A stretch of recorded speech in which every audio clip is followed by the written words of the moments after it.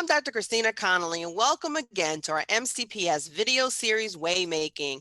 Our goal is to help families make their way through many of the emotional challenges they are faced with today. I have with me today Ms. Kelly McCaughey, who's a Community Engagement Manager and Internet Safety Specialist with Shared Hope International. Thank you for joining us today. Well, thank you so much for having me, Dr. Conolly. I really appreciate it, and I'm excited to be here. And we're excited to have you. So my first question is, can you share with the audience what sex trafficking is and how it impacts our students in the community? Of course. So sex trafficking actually occurs when somebody gets money or something of value in exchange for forcing somebody else to perform sex acts, maybe dance or strip, or take sexual videos or pictures of that other person. Unfortunately, more often than not, sex traffickers end up being people the victim already knows and sees as trustworthy. So that could be, for instance, the cute older guy that they've talked to at the coffee shop, perhaps a girl who's taking them to wild college parties, or even in some cases, a family who is gang involved or suffering from a drug addiction. I know that a lot of parents think of sex trafficking and they immediately think of something like Taken, where somebody is kidnapped, it's in a foreign country. Really, instead of kidnapping, here in the United States, we don't really see that kidnapping and keeping them in a dungeon type thing. We're really seeing them use their victims' already established love and trust to manipulate them into doing whatever they want, which includes sexual acts. Unfortunately, a lot of people around them often don't know that something is awry as well. And studies all over the United States have told us that the folks who are, abused by these toxic relationships are typically between 14 and 16 years old around the United States. We see that there are, countless victims in communities large and small all over. All right. And thank you for that. And so, and you brought up something when you were talking around, because it's coming from those who they know. And so then can you share with us about like what the grooming process is and then how the sex trafficking process works? Yeah, of course. So actually, the grooming process is an extremely subtle process for people who aren't trained to look out for it. Um, the grooming process has changed a lot because perpetrators actually have realized that if they've made it really obvious, then a lot of people will notice it and recognize it within their communities. So typically what they do is, like I said, they try to establish a trusting relationship with their victim. So that could look like a romantic relationship. It could look like perhaps a fellow gang member, if that child is involved in a gang. It could be a trusted adult, like a family member, like I mentioned before. But either way, what we see is somebody who might seem to be a trustworthy source, right? So what that person's going to do is they're going to try to put themselves in the position of being sort of the only person who understands the child. So they might seem like a best friend, like all of the same things that they do, really listen to them, perhaps be the only person who seems to understand, while simultaneously cutting that child off from their other lifelines like parents and friends and even school, right? So they might be trying to talk badly about parents and say stuff like, man, your parents just don't understand you, or I don't understand why they punish you for texting, or, you're getting great grades. I don't understand why your parents are so hard on you. I think you're great. So we kind of see that building up of the child and that building up of the relationship. And then at some point, there's going to be a flip switched. So there's going to be an ask of the child. So that might be when they're in a vulnerable position. emotionally. It might just be that they make a vulnerable position for a child. So, for instance, if it's romantic, what we see is them sort of creating this tragedy of, oh my gosh, I can't pay my rent. I don't know what I'm going to do. I really need your help. It really hurts me to think of this, but my friend said that he owns a club, and if you dance in this club for him, um, then he'll give me $500 and bail me out. And so then I won't have to move across the country to move back in with my mom, and we could still be together. Um, so we see things like this all the time where children are just having their love and trust manipulated. And then once they do it once, um, then that person, that trafficker, is able to use that against them emotionally.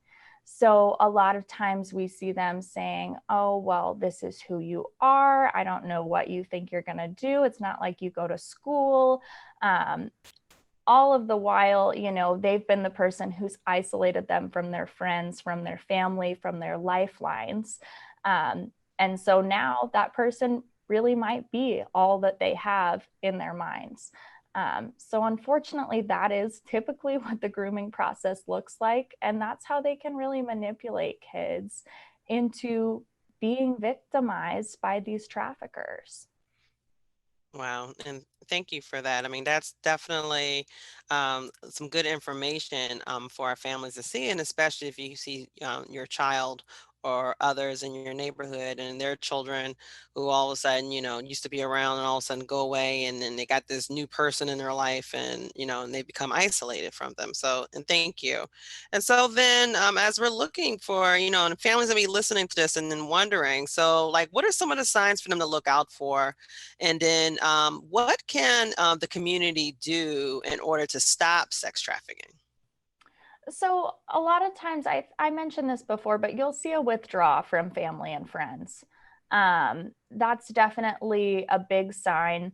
I know I mentioned earlier that they might not be at school, but a lot of kids who are being trafficked might be being trafficked after school. So if they are in school, perhaps they're really sleepy because they've spent all night sneaking out with this person and perhaps being forced to perform sex acts all night.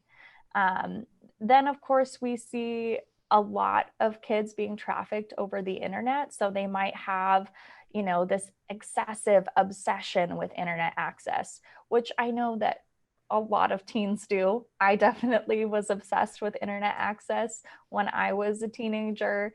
And I mean, there wasn't even that much on the internet when I was a teenager. Another thing to look out for is perhaps they have a second phone and you're like, where did that come from? I didn't buy that for them, right? So if they maybe have a second device, a lot of times traffickers will give them that second device in order to hide things from parents and loved ones. If they're hiding or turning off their screens when you're around, or if all of a sudden their phone goes under the table when they get a notification, perhaps something is wrong there. We also see tattoos, small tattoos. Obviously, kids cannot get tattoos in a tattoo parlor. So something to look out for. Of course, if it's something that you think, oh, well, this is maybe just something that they got in one of their friends' basements because their friend's cousin is a tattoo artist or something. It's a heart, it's something that they're proud of. That's probably not going to be a tattoo to look out for. But something that we should look for is a lot of times traffickers try to brand their victims to say, this is mine. So, for instance, like Nike has the check mark, the swoosh. A lot of times, unfortunately, traffickers try to do the same thing, but we'll see things like maybe the trafficker's name or gang name, right? Perhaps a money sign, something to do with sex. So if they have a sexual tattoo, that might be something to look out for.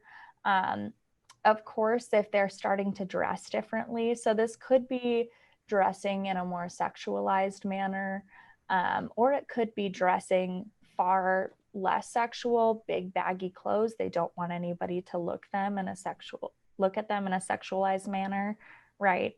And then, of course, that they're receiving gifts or money from strangers. If they have all of a sudden something expensive and you don't know where it came from, they've shifted friends, they're hanging out with people they don't want you to know. These are all things that you can look out for. So say you do see some of these signs and you're concerned. One thing that you can do, that the whole community can do, is just keep these signs in mind when you are engaging with youth in your community. You could always call the non-emergency line and talk with a police officer. You can always call the National Center for Missing and Exploited Children hotline, which is just 1-800-THE-LOST, and chat with them. They're very, very good about, even if a child isn't missing, but you think that they might be being exploited, they'll talk you through what you do know and send specialized law enforcement to check up on your tip. The worst thing you can do is be wrong and cause an inconvenience, but the best thing you can do by doing that would be saving a life, right? Anyone who cares about making our neighborhood safer, anyone who cares about kids, should just try to use reputable sources to educate yourself about sex trafficking and what's going on in your community. I think a lot of people are shocked to find out that this is a crime that occurs within their own community. So just keep up on the news, ask the experts, right? We also have some really great educational tools on sharedhope.org. If you go to sharedhope.org/internet safety, you can find a video series by yours truly. You can find all sorts of internet safety materials, such as looking at apps that might be problematic, right? So we go over each app and sort of what the safety features are or the lack of safety features, what each app is used for, so that you can make that decision for your own home. Those are my best, my best recommendations for anyone who cares about kids. All right, and thank you for that and for those resources for our families to go and look a little bit more into what are some of the things to look for and internet safety tips. So thank you for that. So then my last question is, so do you have any suggestions or feedback for families to help them during this crisis? Oh man, I would just say spend as much time with your family and your kids as possible and talk about it.